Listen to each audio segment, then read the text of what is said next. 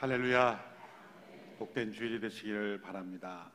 다시 한번 귀한 어르신들, 이 나라의 민족을 이끌어와 주시고 또 귀한 다음 세대들을 잘 세워주신 어르신들께 다시 한번 감사를 드립니다.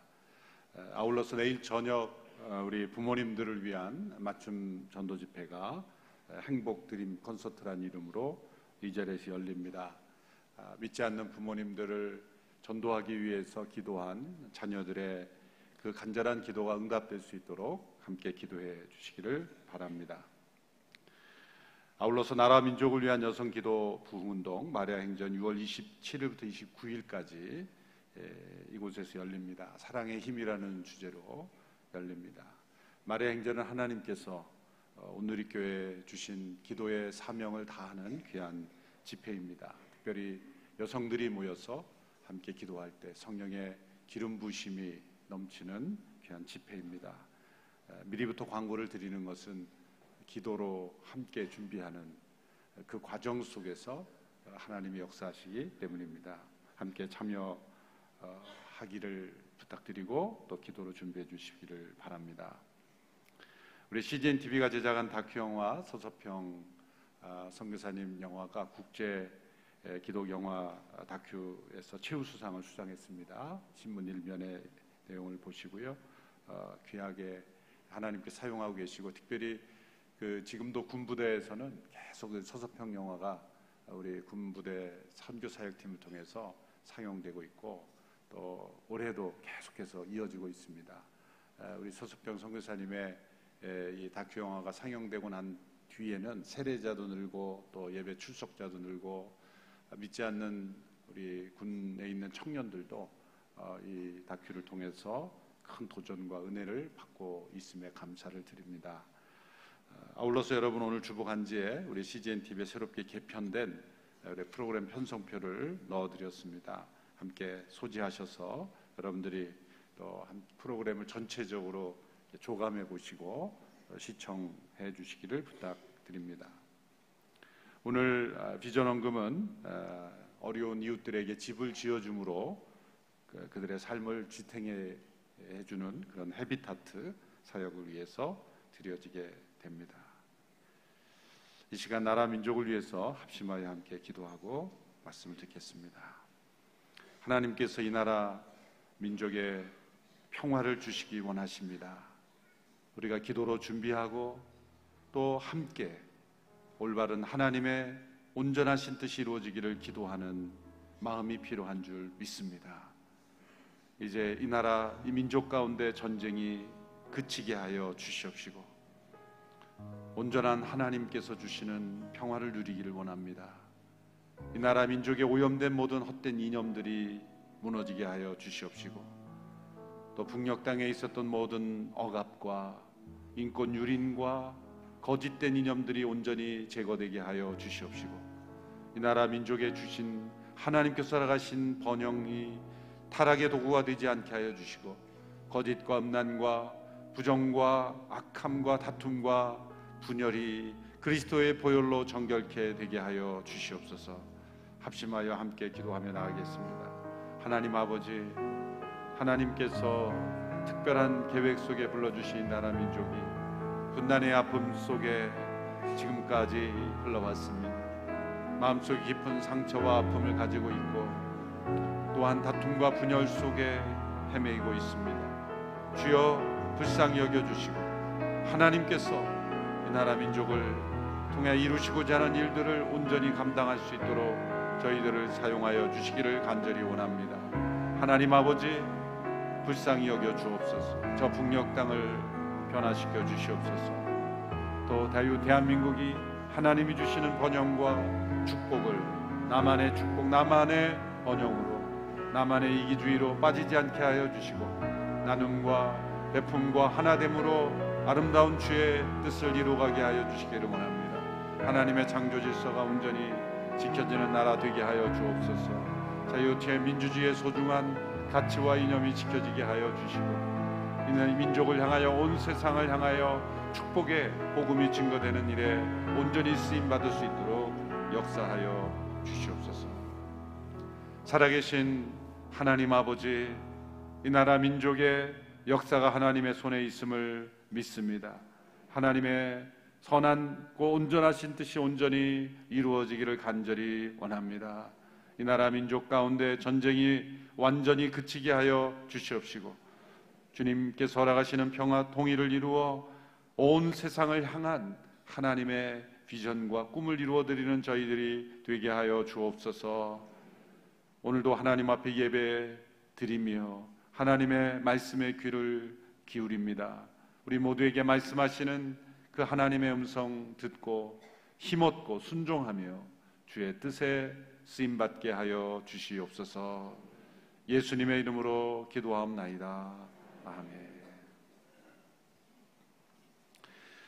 역사적으로 교회에 대한 오해처럼 많은 오해를 가진 적이 없습니다.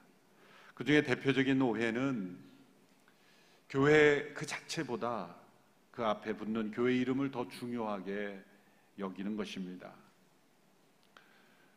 어떤 교회 이름으로 불리는가?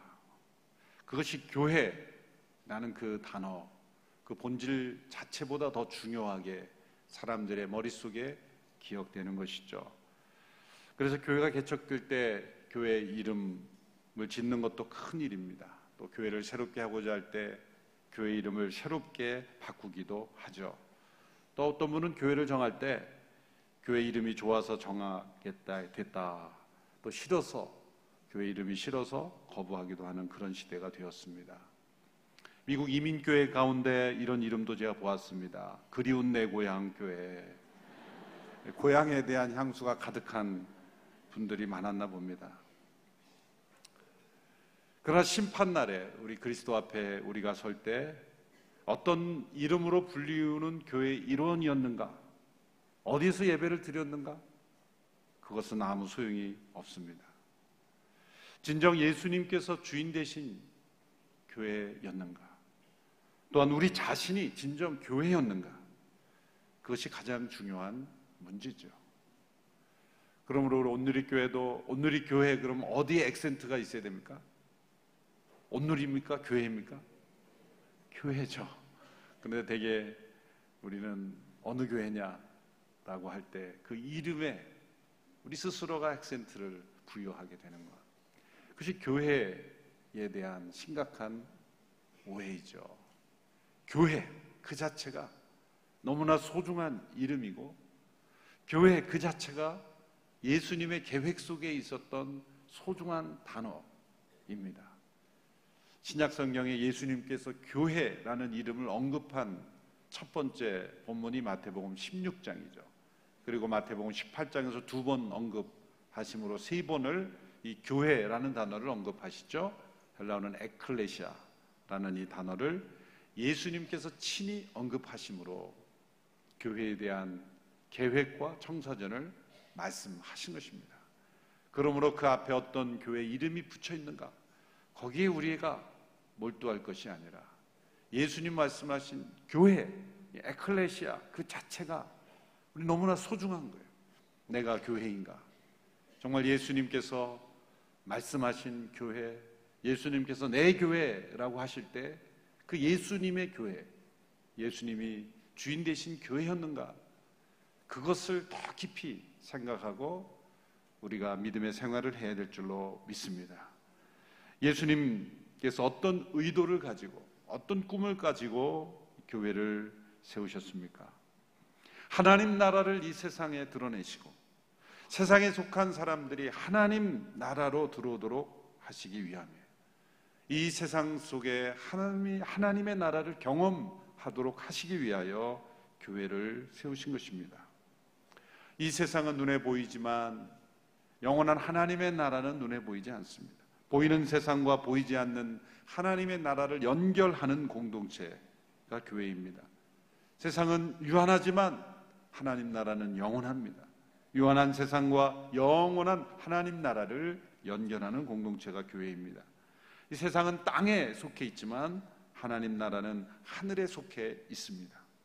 땅에 속한 세상과 하늘에 속한 하나님 나라를 연결하는 이 공동체, 얼마나 신비로운 부르심입니까?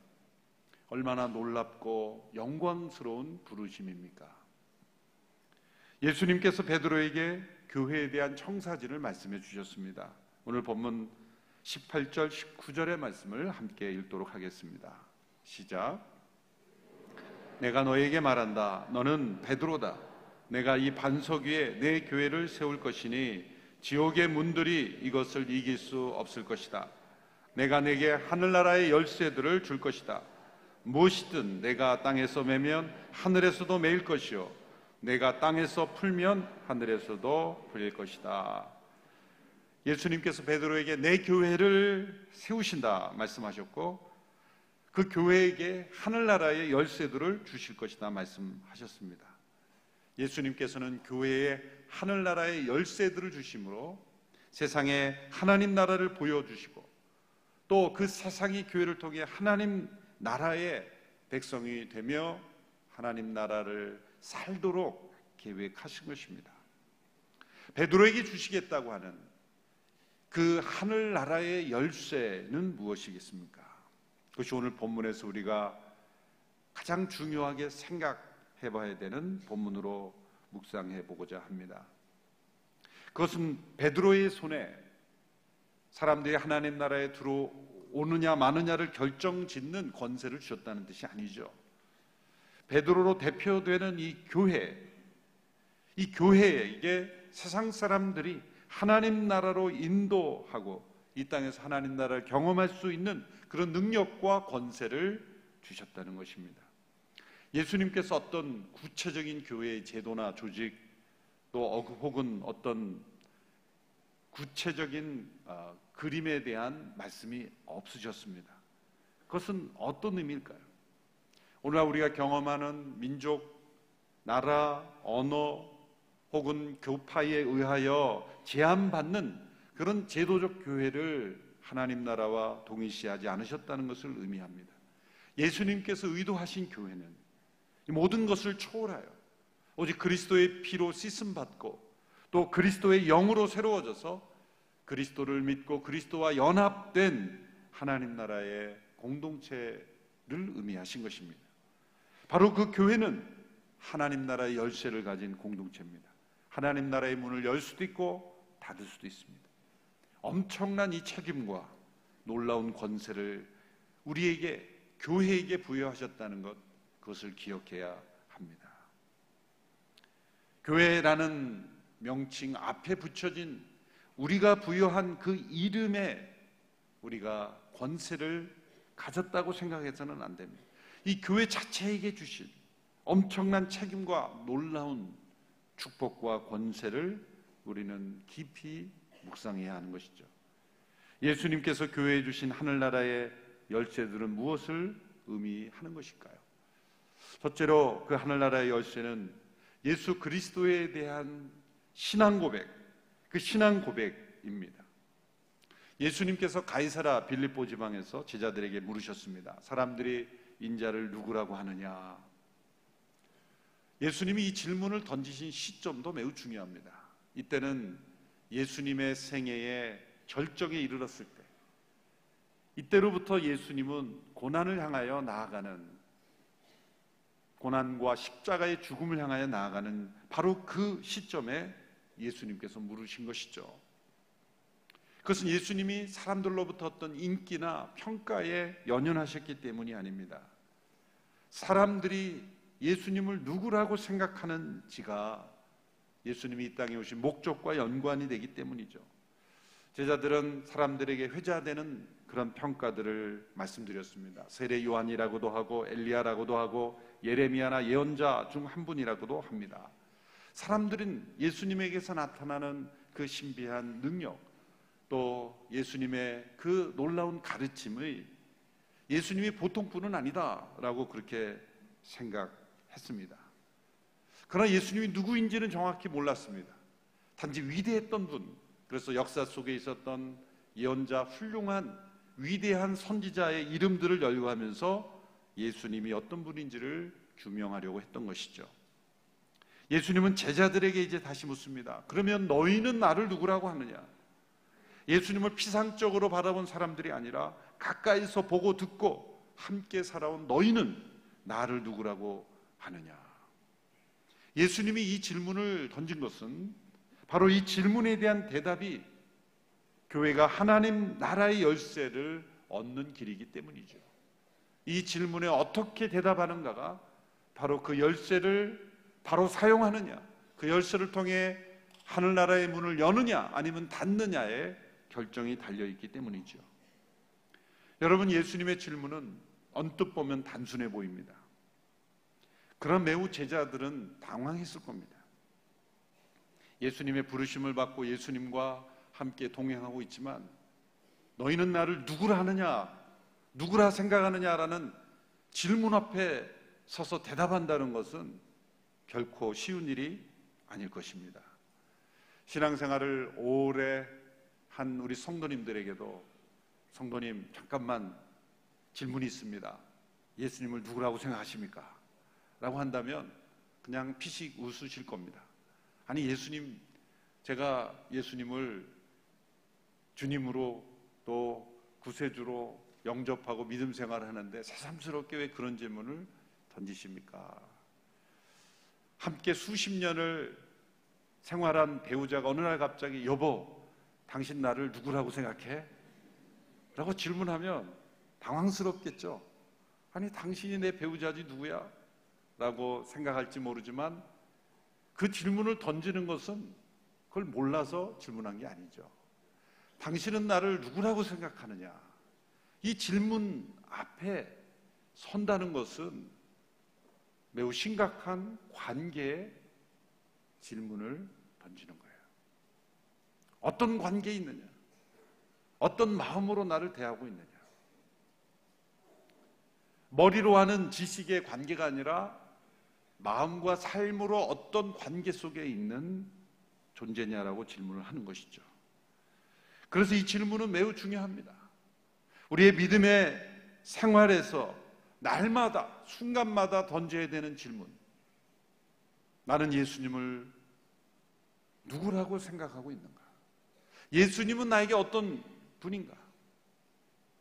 이 질문 앞에 서야만 우리는 하나님 나라의 문을 열고 들어갈 뿐만 아니라 다른 분도 들어갈 수 있게 문을 열어주는 열쇠를 맡은 교회의 책임을 다하는 거예요. 교회가 교회의 본질을 잃어버리지 않을 수 있는 유일한 길은 이 질문 앞에 계속 서는 거예요. 우리는 예수님을 누구라고 생각하느냐? 예수님은 우리 교회의 어떤 분인가? 그분이 우리 교회 안에 살아계신가? 우리가 그분을 어떤 분으로 생각하고 있는가? 바로 이 질문 앞에 서는 것, 이것이 하늘나라의 문을 여는 열쇠와 같은 거라는 거예요. 이 질문에 어떤 대답을 하느냐가 그 열쇠로 문이 열리느냐 안 열리느냐에 달려있는 거예요. 이 질문에 대답하지 못하면 아무리 이 세상의 지식, 경험, 교회의 전통, 교회 사역, 봉사를 가지고 그 문을 열려고 해도 열리지가 않습니다. 이때 베드로가 나서서 대답합니다. 16절의 말씀, 시몬 베드로가 대답했습니다. 함께 읽을까요? 주는 그리스도시며 살아계신 하나님의 아들이십니다. 주는 그리스도시며 살아계신 하나님의 아들이십니다. 예수님께서는 기뻐하시며 복이 있다 칭찬하셨어요. 그런데 이 대답은 너의 실력으로 나온 대답이 아니다, 이런 말씀하셨어요. 17절의 말씀이죠. 예수께서 대답하셨습니다. 요나의 아들 시몬아, 내가 복이 있다. 이것을 내게 계시하신 분은 사람이 아니라 하늘에 계신 내 아버지시다. 100점 만점의 대답인데 너의 실력도 아니고 다른 사람의 실력도 아니고 역사에 축적된 지식의 결과도 아니고 오직 이것은 하나님의 계시로 네가 대답할 수 있게 된 것이다. 쉽게 말하면 기적이라는 겁니다. 기적.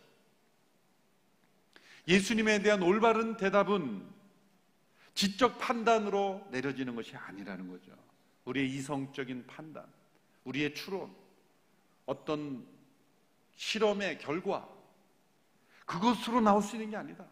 주는 그리스도시요 살아계신 하나님의 아들이라는 이 고백은 기적처럼 내 영혼 속에 그리스도의 영이 임재하셔서 하나님의 계시가 임함으로 내가 고백하게 되는 거예요. 그래서 자신의 이성적인 판단으로 예수님이 누구인가를 곰곰이 생각해 보면 볼수록 예수님이 누구신가가 잘 믿어지지 않는 거예요. 하나님의 계시로 우리에게 주어지는 선물처럼 우리가 이 땅에 태어날 때 이 세상에 어떻게 존재하겠다고 계획하고 태어난 사람이 없는 것처럼 어느 날 이 세상에 존재하게 된 것처럼 하나님께서 선물로 은혜로 하나님의 계시로 우리의 영혼 속에 이것을 깨닫게 하시는 거예요.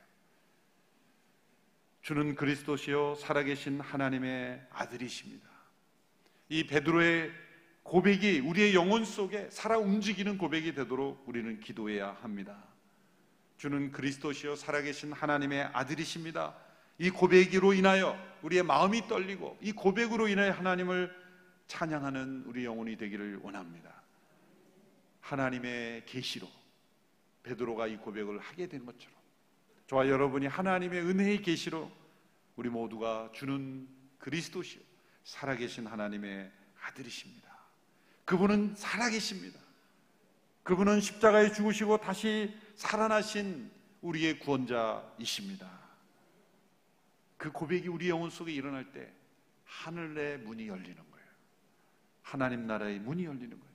그리고 내가 아닌 또 다른 영혼이 이 고백을 할 수 있도록 우리가 기도하고 복음을 전하고 그 영혼 속에 이 고백이 임할 때 그 영혼에게도 하나님 나라의 문이 열리는 거예요. 그것이 바로 하나님 나라의 열쇠이기 때문이죠. 두 번째 하늘나라의 열쇠는 바로 그리스도의 십자가입니다. 그리스도의 십자가. 베드로가 위대한 신앙 고백에 모범을 보인 직후에 예수님께서 그때부터 비로소 당신이 고난받고 십자가에서 죽으시고 3일 만에 다시 살아날 것을 말씀하셨어요. 하나님 나라가 우리에게 열려지기 위해서는 반드시 그리스도께서 고난받고 죽으시고 다시 살아나는 일이 있어야 하기 때문이죠. 그때 베드로가 다시 나서며 거칠게 소리 지르며 말했습니다. 주여, 절대로 안 됩니다. 그런 일이 주께 일어나서는 절대로 안 됩니다. 그렇게 예수님께 소리 높여 말했습니다. 그때 예수님께서 베드로에게 이렇게 대답하셨습니다. 23절의 말씀 같이 읽습니다. 시작. 예수께서 베드로를 돌아보며 말씀하셨습니다. 사탄아, 내 뒤로 물러가거라. 너는 나를 넘어뜨리는 걸림돌이다. 내가 하나님의 일은 생각하지 않고 사람의 일만 생각하는구나. 베드로는 바로 전에 예수님께서로부터 받은 평가와 정반대의 평가를 받았습니다. 종전에는 너는 베드로다 이렇게 평가받았는데 너는 사탄이다 이런 평가가 됐어요. 좀 전에는 너는 반석이다 이렇게 평가되었지만 이제 너는 걸림돌이다 평가받았습니다. 너는 하나님의 계시를 받았다라고 말씀했지만 지금은 너는 사람의 일만 지금 생각하고 있다. 너는 복이 있다 이렇게 평가받았는데 너는 내 뒤로 물러가야 한다 그렇게 평가받았습니다. 어떻게 베드로가 이렇게 추락하게 됐을까요? 다른 사람이 할 수 없었던 이 고백을 하게 되었는데 왜 이렇게 사탄으로 걸림돌로 사람 일만 생각하고 내 뒤로 물러가게 되었는가? 오늘날 이 시대에도 놀라운 신앙 고백으로 하나님의 계시를 받고 하늘의 문이 열려지는 경험을 한 교회에서 교회가 마치 하나님 나라의 문을 가로막는 걸림돌처럼 사탄처럼 사람의 일만 생각하고 예수님께서 말씀하시기를 제발 내 뒤로 좀 물러가면 좋겠다 라고 말씀하시는 모습처럼 추락할 수 있다는 거예요. 그 이유가 무엇일까요? 베드로가 왜 이렇게 됐을까요? 우리는 그것을 생각해야 합니다. 베드로는 첫 번째 열쇠는 열었지만 두 번째 열쇠에서 이게 잘 안 맞은 거예요. 그 이유는 단 한 가지입니다. 베드로는 고난 없는 십자가 없는 그리스도를 생각했기 때문이에요. 그의 말대로 예수님께서 참으로 그리스도라면 결코 고난받는 일은 있어서는 안 된다는 거죠. 연약한 죽음으로 끝나는 그리스도는 그리스도가 아니라는 거죠. 예수님께서 분명히 사흘 만에 다시 살아날 것이다 이렇게 말씀하셨지만, 그는 이 고난과 죽음이라는 단어 속에 가로잡혀서 다시 산다라는 말씀도 귀에 들어오지 않은 거예요. 하나님 나라는 그리스도의 고난과 죽음을 통해서만 우리에게 허락되기 때문에, 온 세상 사람들이 하나님 나라로 그 문으로 들어오기 위해서는 반드시 그리스도께서 고난받으시고 대신 죽으시는 그 일이 일어나야만, 그리스도의 십자가를 통해서만 하나님 나라의 문이 열리기 때문이에요. 만일 그리스도의 십자가가 없다면 모든 사람들은 죽음의 권세 아래 여전히 눌려있기 때문이죠. 예수님께서 말씀하셨어요. 내 교회를 세우리니 이 교회는 음부의 권세가 이기지 못한다. 지옥의 문들이 이기지 못한다. 세상에 수많은 지옥의 문들이 있어요. 우리가 세상의 욕망대로 계속 가면 거기 지옥이 있어요. 거짓으로 계속 가면 거기에 지옥이 있어요. 타락한 세상에 정신으로 계속 가면 거기에도 지옥이 있어요. 가장 강력한 지옥의 문은 바로 죽음이죠. 그러나 예수님은 이 죽음의 문을 이기신 분이에요. 그리스도의 십자가. 그리스도의 십자가는 음부의 권세를 깨뜨리신 그리스도의 십자가입니다. 바로 그리스도의 십자가가 우리에게 하늘나라의 문을 여는 열쇠가 된다는 거예요. 세상에 속한 어떤 우리를 무너뜨리는 권세도 우리를 무너뜨릴 수 없는 것은 바로 그리스도의 십자가가 하늘나라의 문을 여는 열쇠이기 때문이에요. 그리스도의 십자가, 그것을 우리의 믿음 생활에서 뺀다면 우리는 하늘나라의 열쇠를 잃어버리는 거예요. 십자가 없는 교회, 십자가 없는 믿음의 생활은 바로 하늘나라의 문이 닫혀지는 것입니다. 그래서 예수님께서 이어서 이런 말씀을 주신 겁니다. 16장 24절에 보시면 같이 읽어볼까요? 시작. 그때 예수께서 지자들에게 말씀하셨습니다. 누구든지 나를 따르려거든 자기를 부인하고 자기 십자가를 지고 따라야 한다. 그리스도의 십자가만이 아니라 이제 우리 자신의 십자가, 그리스도와 함께 죽고 그리스도와 함께 다시 삶을 경험하는 그런 십자가의 길을 걸어가야 하는 것이죠. 그리스도의 십자가를 우리의 삶 속에서 제외시켜 버리지 말아야 합니다. 참된 교회는 십자가를 지고 그리스도를 따르는 교회이죠. 십자가를 지는 만큼 하늘나라의 문이 열릴 것입니다. 예수님께서 그것을 말씀하셨어요. 세 번째 하늘나라의 열쇠는 바로 그리스도의 임재하심입니다. 오늘 본문 19절의 말씀을 보십시오. 같이 읽습니다. 시작. 내가 내게 하늘나라의 열쇠를 줄 것이다. 무엇이든 내가 땅에서 매면 하늘에서도 매일 것이요 내가 땅에서 풀면 하늘에서도 풀릴 것이다. 교회는 이 땅에서 매고 푸는 권세가 있다는 거죠. 이 땅에서 매면 하늘에서도 매이고 땅에서 풀면 하늘에서 풀린다. 하늘과 땅이 연결되어 있는데 바로 교회가 매고 푸는 그러한 능력이 있다. 놀라운 권세죠. 무엇을 매고 푸는 것일까? 참 역사적으로 많은 해석들이 있었습니다. 어떤 분들은 성경 해석의 권리다, 로만 캐톨릭의 해석이죠. 심지어는 교회 조직에 속하느냐 마느냐가 바로 하늘나라에 들어가느냐 못 들어가는 결정짓는 것이다. 그런 해석도 합니다. 어떤 분은 교회의 권징입니다. 교회가 악을 행하는 사람을 권고하는데도 진정 돌이키지 않으면 하나님께서 그들을 하나님 나라에서 제외시킬 것이다 라는 그런 해석입니다. 이런 많은 해석들. 그런데 저는 이 말씀을 마태복음 18장에 가면 예수님께서 교회에 대한 두 번의 말씀을 다시 주십니다. 비슷한 말씀을 주시면서 또 다른 가르침을 더해 주십니다. 마태복음 18장 18절에서 20절의 말씀을 같이 읽겠습니다. 시작. 내가 진실로 너희에게 말한다. 무엇이든 너희가 땅에서 매면 하늘에서도 매일 것이요 무엇이든 너희가 땅에서 풀면 하늘에서도 풀릴 것이다. 다시 내가 진실로 너희에게 말한다. 너희 가운데 두 사람이 땅에서 어떤 일이든지 마음을 모아 간구하면 하늘에 계신 내 아버지께서 그들에게 이루어 주실 것이다. 두세 사람이 내 이름으로 모인 곳에는 나도 그들 가운데 있다. 교회의 메고 푸는 권세를 말씀하신 후에 말씀하신 것은 땅에서 두세 사람이 함께 기도하고 간구하면 내가 그들 가운데 있다. 이 메고 푸는 권세는 기도를 통해서 우리에게 주시는 그리스도의 임재하심이에요. 어떤 문제의 해결보다 더 중요한 것은 그리스도께서 그 두세 사람이 예수님의 이름으로 함께 기도하는 자리에 그리스도께서 임재하신다는 거예요. 그리스도께서 임재하시는 그 자체가 하늘나라의 문이 열린 거예요. 이 땅에서 우리가 하늘나라의 그 삶을 어떻게 경험합니까? 그것은 살아계신 하나님의 아들, 부활하신 그리스도께서 우리 안에 임재하시는 거예요. 교회가 하늘나라의 열쇠로 쓰임을 받는 것은 두세 사람이 함께 모여 그리스도의 임재하심을 체험할 때 그것이 바로 하늘나라의 문이 열리는 열쇠가 되는 거죠.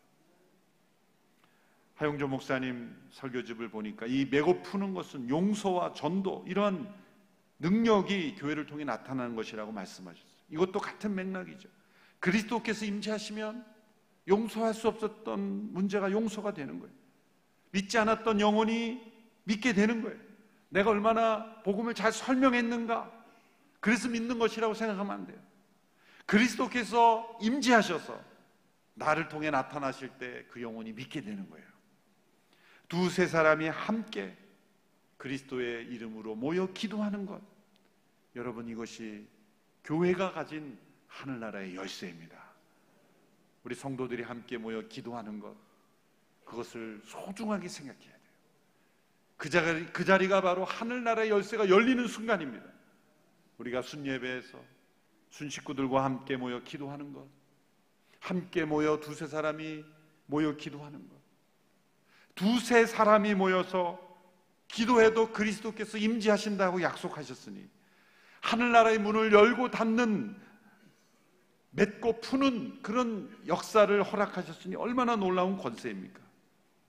여러분, 하나님 나라가 천국인 것은 그리스도께서 계시기 때문이에요. 그분의 임재가 있는 곳이 바로 하나님 나라입니다. 교회에게 주신 이 놀라운 권세, 이 권세를 우리가 누리는 저와 여러분이 되기를 축원합니다. 교회의 주인은 사람이 아니라 예수님이십니다. 예수님이 주인 되신 교회는 음부의 권세가 무너뜨릴 수 없습니다. 땅에서 메고 푸는 권세가 있습니다. 이 땅에서 하늘의 역사에 참여하는 권세가 있습니다. 우리 온누리교회가 그리스도의 임재하심이 살아있는 교회가 되기를 원합니다. 하늘나라가 온누리교회를 통해서 세상에 나타나게 되기를 원합니다. 기도하겠습니다. 예수님께서 주인 되신 교회가 되기를 원합니다. 그리스도에 대한 참된 신앙 고백이 있는 교회가 되기를 원합니다. 그리스도의 십자가의 능력이 나타나는 교회가 되기를 원합니다. 그리스도의 임재하심이 날마다 우리의 삶 속에, 우리 공동체 속에 나타나게 되기를 원합니다. 우리 모두가 참된 교회로서 주님 앞에 온전히 드려지기를 원합니다. 이 땅에 하나님 나라의 문을 여는 열쇠 공동체가 되게 하여 주시옵소서. 예수님의 이름으로 기도하옵나이다.